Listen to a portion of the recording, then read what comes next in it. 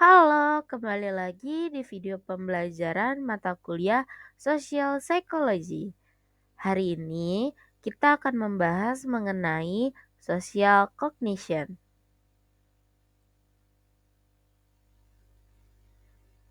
Setelah menonton video pembelajaran ini, mahasiswa diharapkan mampu menjelaskan perbedaan antara pemikiran otomatis dan terkendali, mampu mengidentifikasi dan menerapkan berbagai heuristik, dan mampu membandingkan perbedaan antara pemikiran holistik dan analitik. Social cognition. Social cognition adalah studi tentang bagaimana orang berpikir tentang diri mereka sendiri dan dunia sosial. Ini mencakup cara orang memilih, menginterpretasikan, mengingat, dan menggunakan informasi sosial untuk membuat keputusan dan penilaian.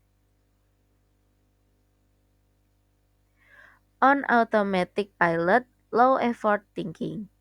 Pemikiran otomatis adalah proses berpikir yang tidak disadari, tidak disengaja, tidak sukarela, dan tanpa usaha.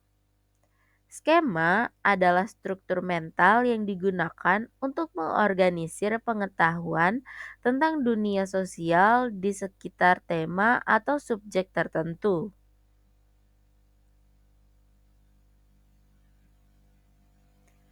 Aksesibilitas adalah sejauh mana skema dan konsep ada di pikiran kita dan digunakan saat membuat penilaian sosial.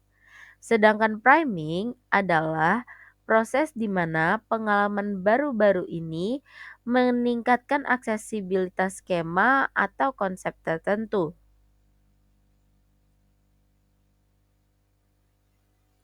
Self-fulfilling prophecy.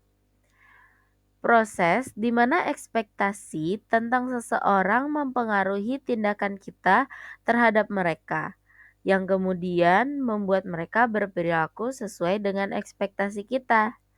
Contohnya, jika kita mengharapkan seseorang ramah, kita mungkin akan bersikap ramah kepada mereka, dan sebagai hasilnya, mereka juga akan bersikap ramah kepada kita.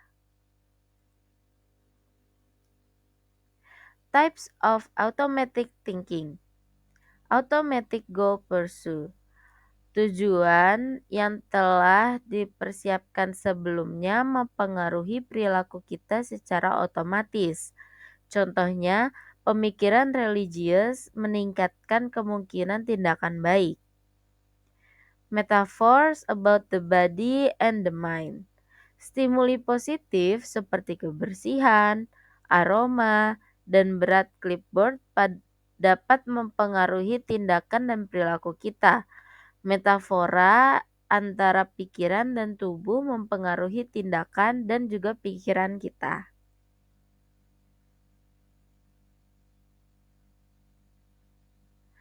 Judgmental heuristic. Heuristik adalah jalan pintas mental yang digunakan orang untuk membuat penilaian dengan cepat dan efisien. Meskipun heuristik tidak menjamin hasil yang akurat, mereka umumnya berfungsi dengan baik dan sangat berguna dalam kehidupan sehari-hari. Availability heuristic. Aturan praktis mental di mana orang berdasarkan penilaian mereka pada seberapa mudah mereka dapat mengingat sesuatu. Representativeness heuristic. Jalan pintas mental di mana orang mengklarifikasikan sesuatu berdasarkan seberapa mirip hal tersebut dengan kasus yang khas. Base rate information. Informasi tentang frekuensi anggota dari berbagai kategori dalam populasi.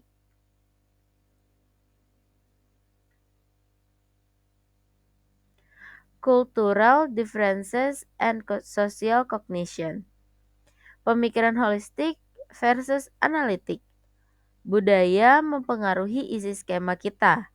Pemikiran holistik yang lebih umum di budaya timur fokus pada konteks keseluruhan, sedangkan pemikiran analitik yang lebih umum di budaya barat fokus pada objek utama tanpa mempertimbangkan konteks sekitarnya. Controlled social cognition, high effort thinking. Pemikiran terkendali sering dianggap sebagai bukti kehendak bebas, namun bisa juga dipengaruhi oleh proses bawah sadar. Contohnya, keinginan untuk makan yang muncul dari melihat makanan di TV. Counterfactual reasoning mengubah aspek masa lalu secara mental sebagai cara membayangkan apa yang mungkin terjadi. Hal ini bisa mempengaruhi reaksi emosional kita terhadap kejadian. Planning fallacy, kecenderungan untuk terlalu optimis tentang seberapa cepat menyelesaikan proyek, meskipun sering gagal menyelesaikan proyek serupa tepat waktu di masa lalu.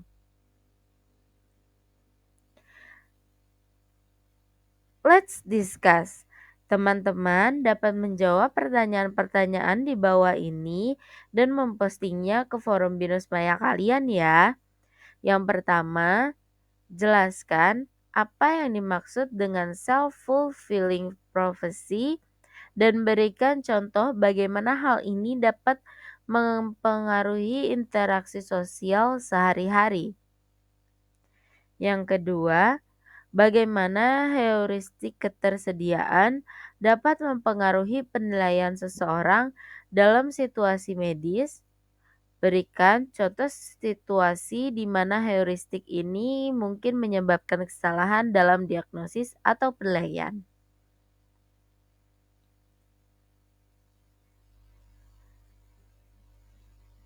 Berikut adalah referensi yang saya gunakan dalam menyusun materi VBL ini.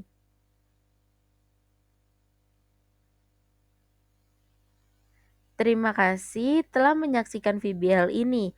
Saya harap materi yang telah dijelaskan dapat membantu pemahaman kalian. Sampai ketemu di video pembelajaran selanjutnya. Dadah.